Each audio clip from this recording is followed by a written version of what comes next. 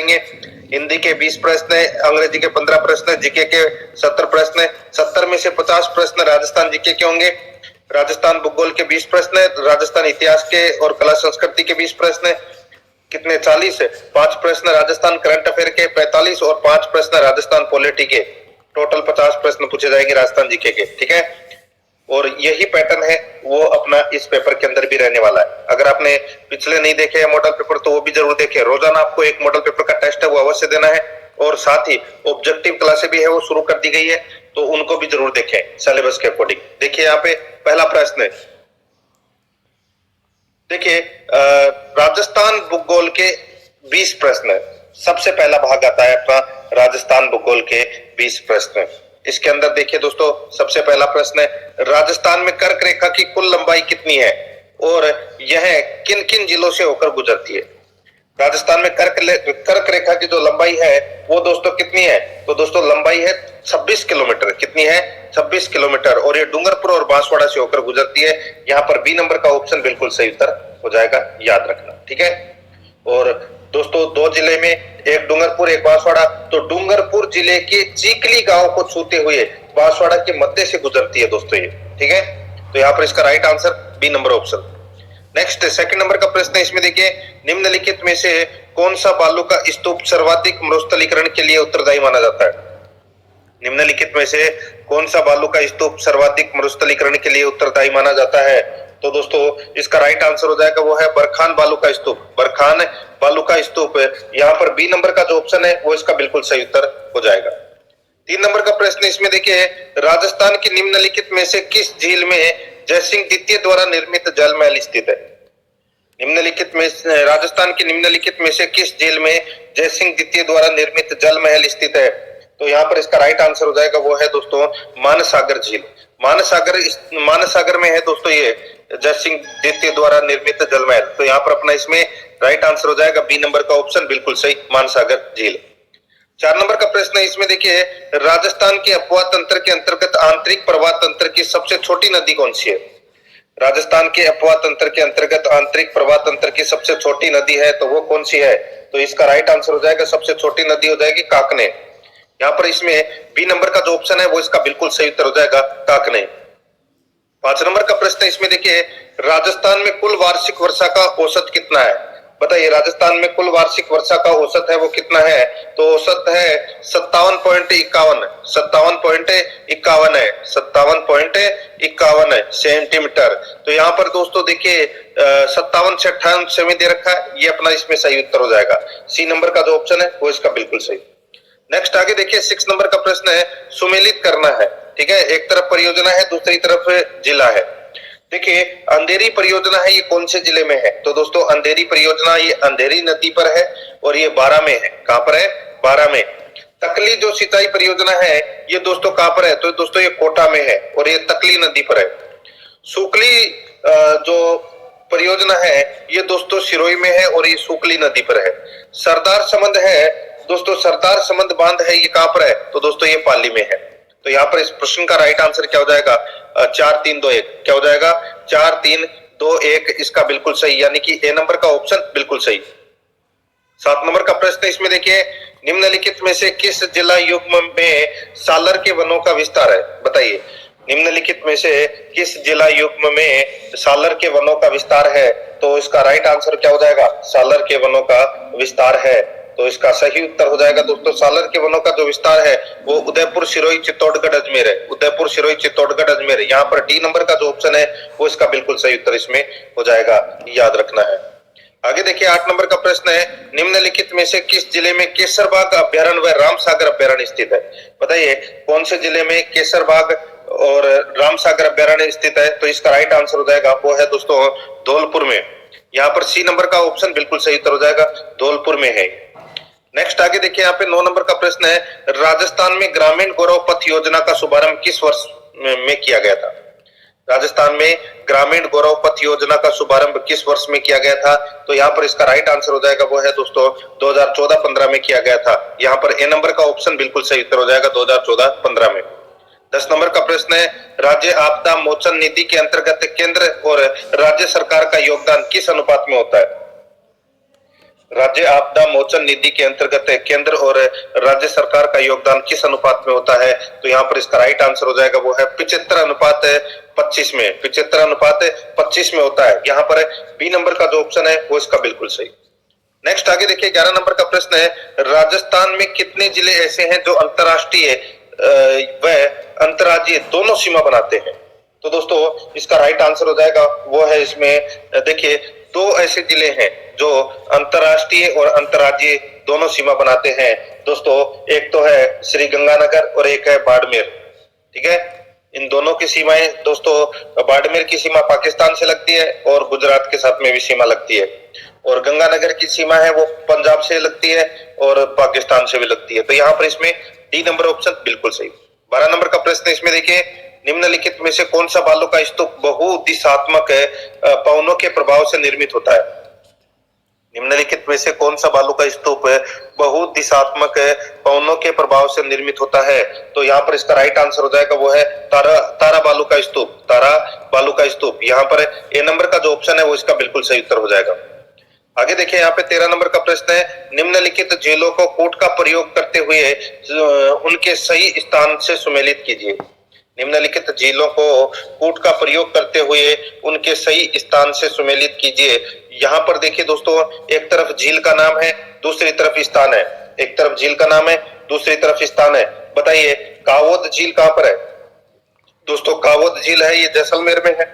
फलोदी झील कहाँ है? तो दोस्तों ये फलोदी में है। ताल छापर झील कहाँ है? तो दोस्तों ये चूरू में है। और काचोर झील है ये कहाँ पर है? तो दोस्तों ये सीकर में है। तो यहाँ पर इस प्रश्न का जो राइट आंसर क्या हो जाएगा दोस्तों, देखिए 2 3 1 4 इसका राइट आंसर हो जाएगा। 2 3 1 4 इसका बिल्कुल सही। डी नंबर का जो ऑप्शन है वो इसका बिल्कुल सही उत्तर हो जाएगा। 14 नंबर का प्रश्न इसमें देखिए, गग्गर नदी का उद्गम स्थल कहाँ स्थित है? गग्गर नदी का उद्गम स्थल कहाँ पर स्थित है? इसका राइट आंसर क्या हो जाएगा? वो है दोस्तों यहाँ पर गग्गर नदी का जो उद्गम है वो है कालका माता मंदिर, शिवालिक की पहाड़ियां, हिमाचल प्रदेश। तो यहाँ पर इसमें राइट आंसर हो जाएगा बी नंबर का ऑप्शन बिल्कुल सही उत्तर हो जाएगा। 15 नंबर का प्रश्न है इसमें देखिए, राजस्थान में भीखाबाई सागवाड़ा नहर परियोजना का संबंध किस जिले से है? राजस्थान में भीखाबाई सागवाड़ा नहर परियोजना का संबंध किस जिले से है? तो यहाँ पर इसका राइट आंसर हो जाएगा वो है डूंगरपुर से। यहाँ पर ए नंबर का जो ऑप्शन है वो इसका बिल्कुल सही उत्तर हो जाएगा डूंगरपुर से। नेक्स्ट आगे देखिए यहाँ पे 16 नंबर का प्रश्न है, राजस्थान की जलवायु को सामान्य रूप से कितने भागों में बांटा गया है? राजस्थान की जलवायु को सामान्य रूप से कितने भागों में बांटा गया है? तो दोस्तों ये 5 भागों में बांटा गया है। ठीक है, यहाँ पर बी नंबर का ऑप्शन बिल्कुल सही। एक तो शुष्क प्रदेश, एक अर्ध शुष्क प्रदेश, तीसरा उपाद्र प्रदेश, चौथा आर्द्र प्रदेश और 5वां अति आर्द्र जलवायु प्रदेश। ठीक है, 5 भागों में। तो यहाँ पर इसमें बी नंबर का ऑप्शन बिल्कुल सही। इसके अलावा दोस्तों टिवार्थी, कोपेन और थोंटवेट, इन्होंने दोस्तों राजस्थान की जलवायु को 4-4 भागों में बांटा है सभी ने। ठीक है, तो यहाँ पर इसमें बी नंबर का ऑप्शन बिल्कुल सही। आगे देखिए यहाँ पे 17 नंबर का प्रश्न, निम्नलिखित में से असुमेलित की पहचान करना है। असुमेलित कौन सा है उसकी पहचान करना है। अब यहाँ पर आप देख सकते हैं दोस्तों, देखिए रामगढ़ विषधारी अभयारण्य है, कहाँ पर है? तो दोस्तों ये बूंदी में है, बिल्कुल सही है। बंद बारेठा करौली, गलत हो जाएगा। बंद बारेठा कहाँ है? तो ये भरतपुर में। राष्ट्रीय मरु उद्यान कहाँ है? जैसलमेर में, बिल्कुल सही है। वन विहार कहाँ है? तो दोस्तों धौलपुर में, ये भी बिल्कुल सही है। यहाँ पर बी नंबर का जो ऑप्शन है वो इसका राइट आंसर हो जाएगा। 18 नंबर का प्रश्न इसमें देखिए, अलवर, भरतपुर, धौलपुर, सवाई माधोपुर, दौसा, टोंक तथा करौली जिलों में किस मृदा का सर्वाधिक विस्तार पाया जाता है? अलवर, भरतपुर, धौलपुर, सवाई माधोपुर, दौसा, टोंक तथा करौली जिलों में किस मृदा का सर्वाधिक विस्तार पाया जाता है? तो यहाँ पर इसका राइट आंसर हो जाएगा वो है जलोढ़ मृदा का सर्वाधिक विस्तार पाया जाता है। ए नंबर का जो ऑप्शन है वो इसका बिल्कुल सही उत्तर हो जाएगा, जलोढ़ मृदा का।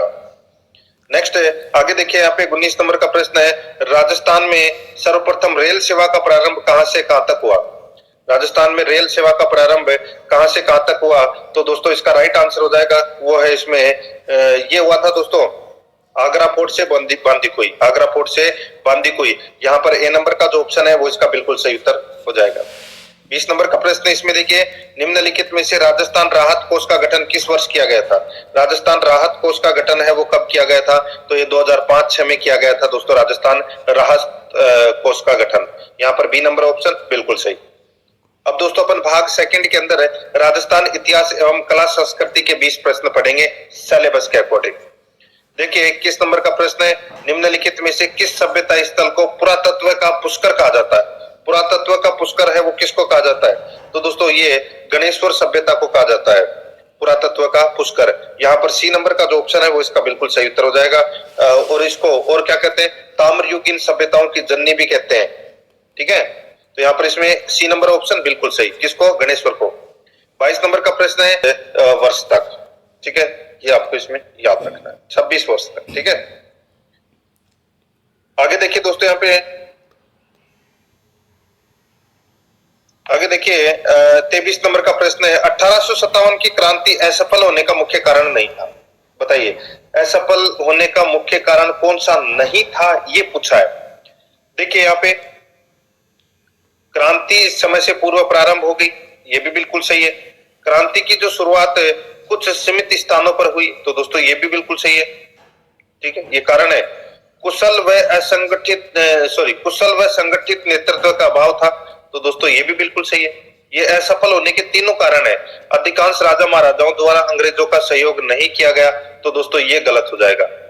ठीक है, ये क्रांति असफल होने का मुख्य कारण ये नहीं है दोस्तों। डी नंबर का ऑप्शन है वो इसका बिल्कुल सही उत्तर इसमें हो जाएगा, ये आपको इसमें याद रखना है। ठीक है, और इसमें एक कारण ये भी था कि शिक्षित वर्ग है वो दोस्तों तटस्थ रहा था, उन्होंने भाग नहीं लिया था और विरोध भी नहीं किया था। तो यहाँ पर इसमें डी नंबर का ऑप्शन बिल्कुल सही। आगे देखिए यहाँ पे 24 नंबर का प्रश्न है, ठाकुर देशराज द्वारा दिल्ली में जाट क्षेत्रीय सभा की स्थापना कब की गई?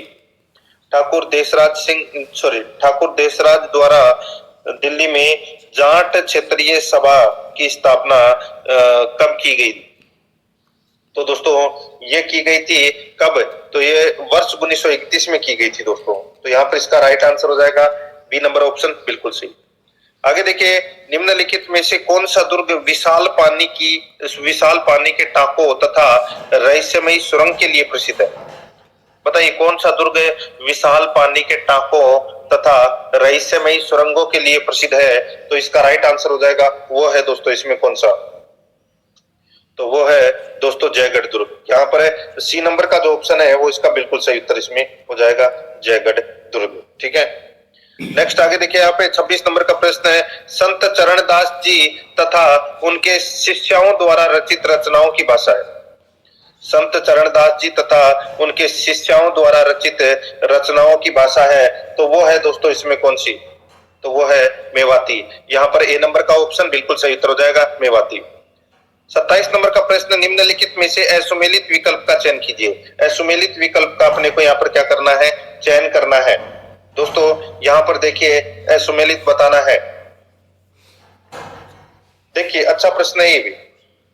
देखिए शहरी जनजाति के पुरुषों की अंगरखी, शहरी जनजाति के पुरुषों की अंगरखी को क्या कहते हैं? इसको सलूका बोलते हैं दोस्तों, बिल्कुल सही बात है। ठीक है, आगे देखिए, बीलों द्वारा सिर पर बांधे जाने वाला मोटा वस्त्र है वो दोस्तों बीलों द्वारा सिर पर बांधे जाने वाला जो मोटा वस्त्र है उसको बोलते हैं पोतिया, ये भी बिल्कुल सही है।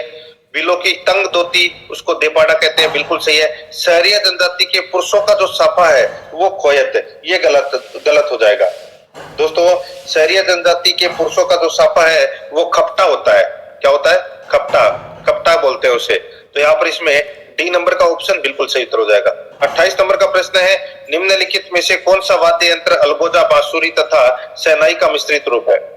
बताइए कौन सा वाद्य यंत्र अलगोजा, बांसुरी तथा शहनाई का मिश्रित रूप है? तो यहाँ पर इसका राइट आंसर हो जाएगा दोस्तों वो है इसमें कौन सा? तो वो है सतारा। यहाँ पर डी नंबर का ऑप्शन बिल्कुल सही, सतारा। 29 नंबर का प्रश्न है, श्री महावीर जी के मेले का आयोजन किस जिले में किया जाता है? श्री महावीर जी के मेले का आयोजन है वो कौन से जिले में किया जाता है? तो यहाँ पर इसका राइट आंसर हो जाएगा वो है दोस्तों इसमें ये किया जाता है दोस्तों करौली में। यहाँ पर डी नंबर का ऑप्शन बिल्कुल सही, करौली में। आगे देखिए, निम्नलिखित में से कौन सा नृत्य भील जनजाति द्वारा नहीं किया जाता है? बताइए कौन सा नृत्य भील जनजाति द्वारा नहीं किया जाता है? ये राइट आंसर हो जाएगा दोस्तों वो है वालर नृत्य। वालर नृत्य दोस्तों ग्रास्य जनजाति द्वारा किया जाता है, बाकी हाथीमना, द्विचक्री और बगोरिया नृत्य है वो भील जनजाति द्वारा किया जाता है। ठीक है, तो राइट आंसर क्या हो जाएगा इसमें, ए नंबर ऑप्शन बिल्कुल सही। 31 नंबर का प्रश्न है, इसमें देखिए राजस्थान का जनरल डायर किसे कहा जाता है। दोस्तों राजस्थान का जनरल डायर है वो किसे कहा जाता है, तो दोस्तों इसका राइट आंसर हो जाएगा कमांडर छज्जू सिंह, कमांडर छज्जू सिंह। यहाँ पर डी नंबर का ऑप्शन बिल्कुल सही उत्तर हो जाएगा, याद रखना दोस्तों। कमांडर छज्जू सिंह ने 1925 में यानी कि 14 मई 1925 को दोस्तों किसानों की सभा पर इन्होंने गोलियां चलवा दी थी। तो यहाँ पर इसका राइट आंसर हो जाएगा डी नंबर ऑप्शन सही, जिसमें कई लोग मारे गए थे। 32 नंबर का प्रश्न है, मेवाड़ प्रजामंडल के संदर्भ में निम्नलिखित में से कौन सा कथन सत्य नहीं है। मेवाड़ प्रजामंडल के संबंध में निम्नलिखित में से कौन सा कथन सत्य नहीं है, वो अपने को दोस्तों यहाँ पर बताना है। दोस्तों यहाँ पर देखिए मेवाड़ प्रजामंडल की स्थापना 24 अप्रैल 1938 को हुई। मेवाड़ प्रजामंडल की जो स्थापना है वो 24 अप्रैल 1938 को हुई, बिल्कुल सही बात है। प्रजामंडल का उपाध्यक्ष माणिक्यलाल वर्मा को बनाया गया, तो दोस्तों गलत हो जाएगा।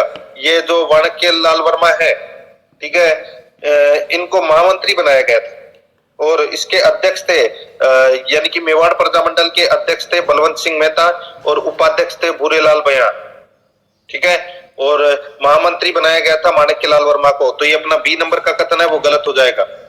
तीसरा देखिए दोस्तों, इसमें चंद्रकांता कुमारी और भगवती देवी बिश्नोई प्रमुख महिला नेत्री थी, बिल्कुल सही है। प्रजामंडल को 24 सितंबर 1938 को गैर कानूनी घोषित किया गया, ये भी बिल्कुल सही है। अपने को बताना था असत्य कथन, यानी कि कौन सा कथन सत्य नहीं है, तो यहाँ पर बी नंबर का ऑप्शन इसका बिल्कुल सही उत्तर हो जाएगा। बहुत ही शानदार लेवल का दोस्तों ये प्रश्न है। आगे देखिए आपको ये देखने को मिलेगा कि मेवाड़ प्रजामंडल की स्थापना किसने की, तो माणिक्यलाल वर्मा ने की अपने साथियों के साथ मिलकर, ठीक है, लेकिन यहाँ पर महामंत्री बनाया गया है, ठीक है, माणिक्यलाल वर्मा को। नेक्स्ट आगे देखिए, निम्नलिखित में से मारवाड़ सेवा संघ का सदस्य नहीं था। मारवाड़ सेवा संघ का सदस्य कौन नहीं था दोस्तों, भंवरलाल सर्राफ थे, जनारायण व्यास थे, प्रयागराज भंडारी थे, लेकिन दामोदर दास सेठी है वो नहीं थे दोस्तों। तो यहाँ पर इसका राइट आंसर क्या हो जाएगा, ए नंबर ऑप्शन बिल्कुल सही। नेक्स्ट आगे देखिए, यहाँ पे 34 नंबर का प्रश्न है, एकीकरण विलय पत्र पर हस्ताक्षर करते समय शासक चंद्रवीर सिंह ने कहा था, मैं अपने डेथ वारंट पर हस्ताक्षर कर रहा हूं। यह कहाँ का शासक था, तो दोस्तों ये तो सभी को पता होगा, ये बांसवाड़ा के शासक थे दोस्तों। इसका राइट आंसर क्या हो जाएगा, सी नंबर का जो ऑप्शन है वो बिल्कुल सही। बांसवाड़ा के शासक थे चंद्रवीर सिंह, उन्होंने ऐसा कहा था, मैं अपने डेथ वारंट पर साइन कर रहा हूं। आगे देखिए, उदयपुर में स्थित सहस्त्र यानी कि सास बहु मंदिर मूलतः किस देवी देवता को समर्पित है, तो कौन से देवी देवता को समर्पित है,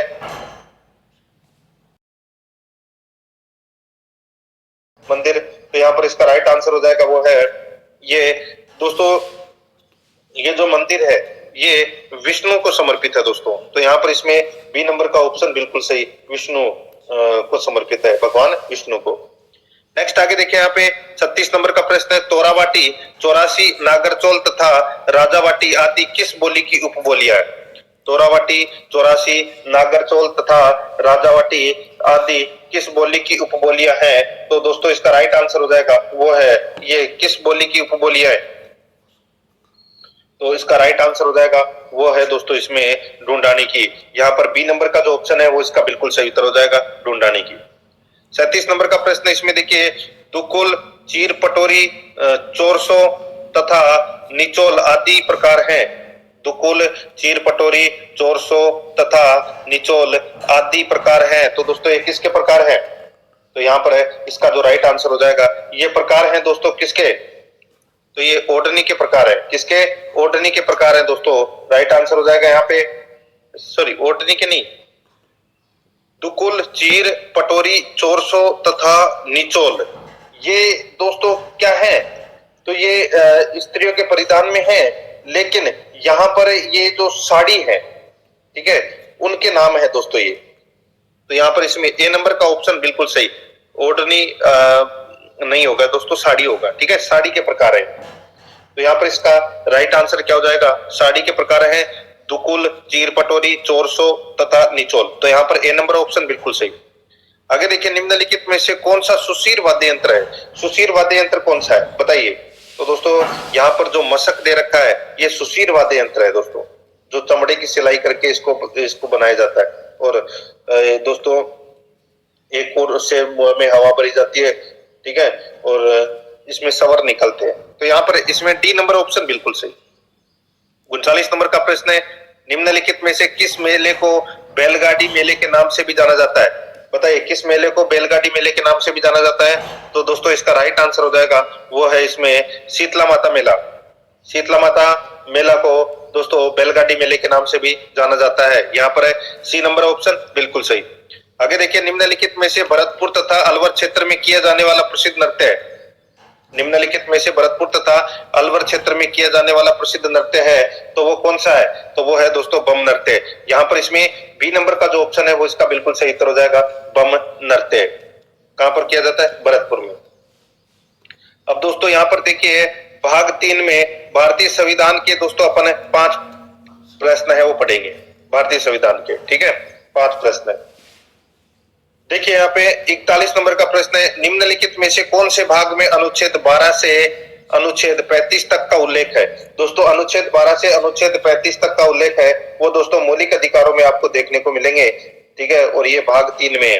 भाग 3 में यहाँ पर बी नंबर ऑप्शन बिल्कुल सही। आगे देखिए, मंत्री परिषद का सदस्य बिना राज्य विधानसभा का सदस्य बने कितने समय तक अपने पद पर रह सकता है?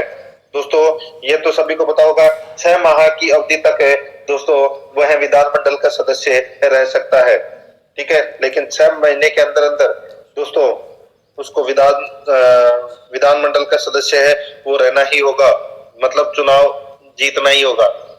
राइट आंसर क्या हो जाएगा यहाँ पे? सी नंबर का ऑप्शन बिल्कुल सही, 6 माह है। आगे देखिए, उच्च न्यायालय के न्यायाधीशों की नियुक्ति कौन करता है? उच्च न्यायालय के न्यायाधीशों की नियुक्ति दोस्तों राष्ट्रपति द्वारा की जाती है। यहाँ पर बी नंबर का ऑप्शन बिल्कुल सही उत्तर इसमें हो जाएगा, राष्ट्रपति के द्वारा।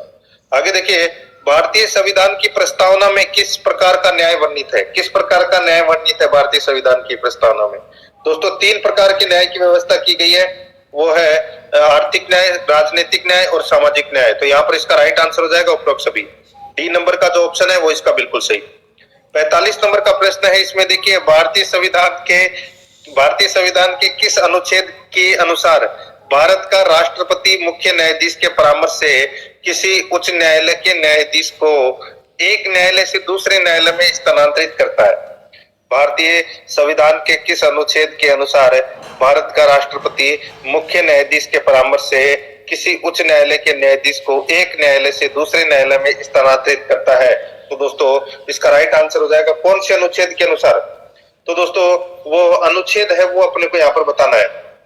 तो यहाँ पर इसका जो राइट आंसर हो जाएगा दोस्तों वो है इसमें देखिए अनुच्छेद दोस्तों देखिए अनुच्छेद 222 के अंतर्गत दोस्तों ये एक न्यायालय से दूसरे न्यायालय में स्थानांतरित है वो करता है। तो यहाँ पर इसमें ए नंबर ऑप्शन बिल्कुल सही।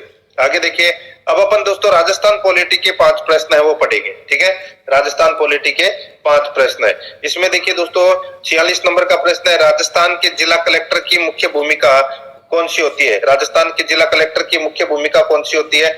तो यहाँ पर इसका जो राइट आंसर हो जाएगा, जिला कलेक्टर की जो मुख्य भूमिका है वो होती है दोस्तों देखिए राजस्व और कानून व्यवस्था का समन्वय। तो यहाँ पर इसमें बी नंबर का ऑप्शन बिल्कुल सही उत्तर हो जाएगा। आगे देखिए, राज्य निर्वाचन आयुक्त का कार्यकाल कितना निर्धारित है? राज्य निर्वाचन आयुक्त का कार्यकाल है वो कितना निर्धारित है? तो दोस्तों 5 वर्ष या 65 वर्ष की आयु जो भी पहले हो, तो ये तो सभी को पता होगा दोस्तों। यहाँ पर बी नंबर का ऑप्शन बिल्कुल सही। आगे देखिए 48 नंबर का प्रश्न है, राजस्थान के राज्यपाल पद से त्याग पत्र देने वाले पहले राज्यपाल कौन थे? बताइए, राजस्थान के राज्यपाल पद से त्याग पत्र देने वाले पहले राज्यपाल कौन थे? तो यहाँ पर इसका राइट आंसर हो जाएगा, पहले राज्यपाल थे दोस्तों जोगेंद्र सिंह, श्री जोगेंद्र सिंह। यहाँ पर बी नंबर का ऑप्शन बिल्कुल सही उत्तर हो जाएगा, श्री जोगेंद्र सिंह। नेक्स्ट आगे देखिए, यहाँ पे 49 नंबर का प्रश्न है, राजस्थान की पहली महिला मुख्यमंत्री कौन थी और उन्होंने यह पद कब संभाला? राजस्थान की पहली महिला मुख्यमंत्री कौन थी और उन्होंने यह पद कब संभाला? राइट आंसर हो जाएगा दोस्तों ये पहली महिला मुख्यमंत्री है वो दोस्तों वसुंधरा राजे थी और उन्होंने 2003 में पद है वो संभाला था। राइट आंसर हो जाएगा यहाँ पे सी नंबर का ऑप्शन बिल्कुल सही, 8 दिसंबर 2003 को संभाला था। ये भी तारीख भी आपको याद रखनी है दोस्तों, 8 दिसंबर, ठीक है। आगे देखिए 50 नंबर का प्रश्न है, राज्य के नीति निर्देशक सिद्धांतों का उल्लेख है भारतीय संविधान के किस भाग में? बताइए, नीति निर्देशक सिद्धांतों का उल्लेख है वो कौन से भाग में? राइट आंसर हो जाएगा दोस्तों भाग 4 में।